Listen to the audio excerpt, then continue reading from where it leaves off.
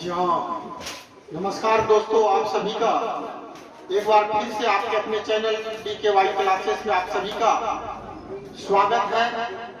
मैं हूं धनंजय कुमार यादव और आप लोगों के बीच एक बार फिर से आज इलेक्ट्रिक करंट का एक महत्वपूर्ण टॉपिक प्रतिरोध। जी हाँ, प्रतिरोध को एक बहुत इंपॉर्टेंट टॉपिक है, इसी को लेकर हम आप लोगों के बीच आए हैं। इसको आप लोग शुरू से अंत तक देखें तो आप लोगों को 100% समझ में आएगा। कहते हैं लगा के जो आग पानी में जवानी उसे कहते हैं। लगा के जो आग पानी में जवानी उसे कहते हैं और मिटा दे जो हर मुश्किल को चुटकी में विद्यार्थी उसे कहते हैं। जी हाँ, विद्यार्थी एक ऐसा लाइफ है कि आप हर मुश्किलों को चाहे तो चुटकी में मिटा सकते हैं, तभी आप रियल स्टूडेंट है। क्योंकि विद्यार्थी के जिंदगी में सबसे ज्यादा दुख भी होता है, कष्ट भी होता है, लेकिन वो उन हर कष्टों को सहते हुए वो निकल जाते हैं।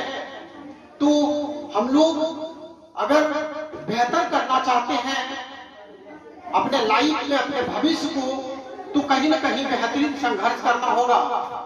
तो इसी के साथ मैं शुरू करता हूं आप लोगों के बीच प्रतिरोध क्या होता है। इससे पहले हम लोग एक वीडियो पढ़े थे ओम का नियम, अगर नहीं देखे तो आप लोग उसको बेहतर तरीके से देख ले। तो ओम का नियम में हम लोग क्या देखे थे, यदि किसी चालक तार में अगर उसके भौतिक अवस्था में कोई परिवर्तन न हो तो उनके बीच जो विभवांतर उत्पन्न होता है, उनके सिरों के बीच, वो विद्युत धारा के समानुपाती होता, वो हम लोग पढ़े थे। तो आज हम लोग प्रतिरोध क्या होता है ये जानेंगे। प्रतिरोध जानने से पहले हम लोग एग्जाम्पल लेंगे। जैसे कि हम लोग जानते हैं, मान लेते हैं इसमें पानी जमा है और इस पानी को हम लोग एक नदी के द्वारा निकाल रहे हैं, पानी बह रही है बहुत तेजी के साथ, लेकिन हम लोग इसमें क्या करेंगे कि एक बड़ा सा पत्थर इसके रास्ते पर बीच में रुकावट पैदा करने के लिए डाल देते हैं। तो क्या हो रहा है कि पानी अभी भी बहेगा, लेकिन पानी का जो बहाव है वो स्लो हो जाएगा। पहले जिस स्पीड पर पानी बह रहा था, अब वो उतना स्पीड में नहीं बहेगा, क्योंकि ये पत्थर जो है पानी के रास्ते पर रुकावट पैदा कर रही है। जी हाँ दोस्तों, वही प्रतिरोध होता है कि जब किसी चालक तार में, ये मानकर चलिए चालक तार है, अगर इससे धारा प्रभावित हो रही है तो इस धारा में जो रुकावट का काम करता है, यानी जो विरोध करता है धारा का, तो वही प्रतिरोध कहलाता है। तो वही हम लोग लिखे हैं कि किसी पदार्थ का वह गुण जो उनसे होकर धारा के प्रवाह का विरोध करता है, यानी धारा को रोकने का कार्य करता है, और जो धारा को रोकने का कार्य करेगा वही कहलाता है प्रतिरोध। जी हाँ, प्रतिरोध बहुत इंपॉर्टेंट। अगर धारा विद्युत किसी भी चालक तार में अगर प्रतिरोध नहीं भी होता तो भी नुकसान है, अगर ज्यादा प्रतिरोध है तो भी नुकसान है। क्योंकि अगर प्रतिरोध उत्पन्न नहीं होगा तो किसी में अगर ज्यादा कहीं धारा बह गया चालक तार में, तो हमारे घर में जो पंखा, हीटर है, बल्ब वगैरह जल रहे, सब चीज उड़ जाएंगे। तो इसीलिए चालक तार में प्रतिरोध उत्पन्न होना भी जरूरी है। तो लेकिन ये बात भी याद रखेंगे कि चालक तार जितना बेहतरीन चालक तार हो, जैसे हम लोग चांदी को बेहतर चालक तार मानते हैं, चांदी की अपेक्षा अगर हम लोग तांबा की बात करेंगे तो तांबा में उतना बेहतरीन जो है धारा तो उसमें भी प्रभावित होती है, लेकिन चांदी से कम होती है। तो जो विद्युत का जितना बेहतर चालक है, जिसमें धारा जितना तेजी के साथ जा सकती है, तो धारा अगर बहुत तेजी से जाएगा तो समय लगे प्रतिरोध उतना कम उत्पन्न होगा। धारा ज्यादा तेजी से बहेगी तो प्रतिरोध कम उत्पन्न होगा।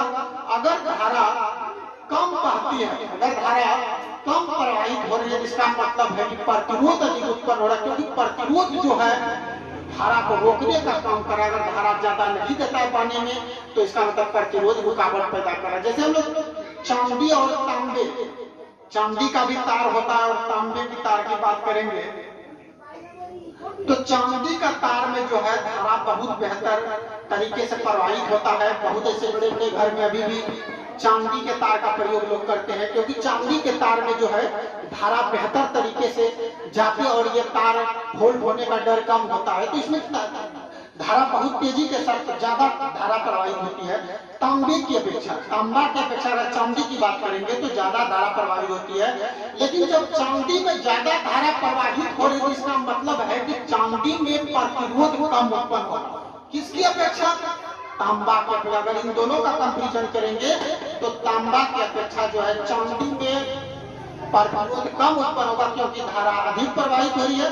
और तांबा में जो है चांदी की अपेक्षा कम धारा प्रवाहित हो रही है, तो इसका मतलब चांदी की अपेक्षा इसमें प्रतिरोध ज्यादा उत्पन्न होगा। तो याद रखेंगे हम लोग, ऑब्जेक्टिव में सवाल आ सकते हैं कि अगर किसी चालक तार में अधिक धारा प्रवाहित हो रही है, जिसका मतलब है कि प्रतिरोध कम उत्पन्न होगा। अगर चालक तार में कम धारा प्रवाहित हो रही है, इसका मतलब प्रतिरोध अधिक होगा। अगर हम लोग विद्युत की कुचालक की बात करेंगे, जैसे लकड़ी ले लेंगे, लकड़ी हम लोग जानते हैं विद्युत का कुचालक है।